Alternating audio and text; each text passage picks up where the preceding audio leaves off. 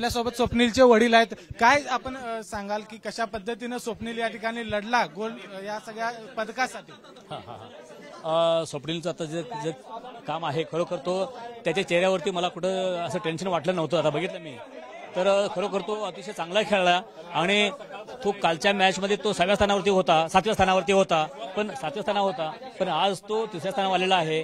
त्यानं खरोखर अगदी मन लावून ते आपलं काम केलेलं आहे असं मला वाटतं. काय आशीर्वाद द्याल तुम्ही आता?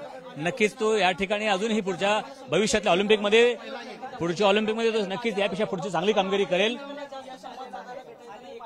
आणि तो सुवर्णपदक जिंकेल असं मला वाटतं. काय सांगाल तुम्ही आता कशा पद्धतीने तुमचा आशीर्वाद होते ते असं फळाला आलं? आशीर्वाद आमचा मॅच बघताना आमच्या मुलाचा धावा करीतो मी विठ्ठलाचा, डोळ्यात आसरू येतं.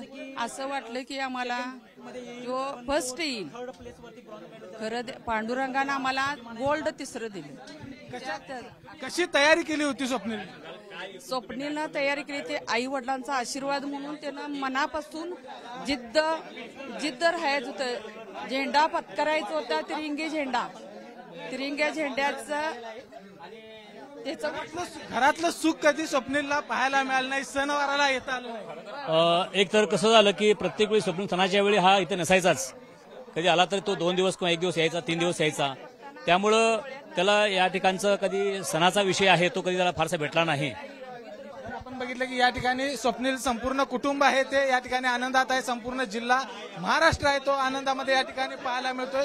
कारण स्वप्नील नाही ते स्वप्न साकार केलेलं आहे.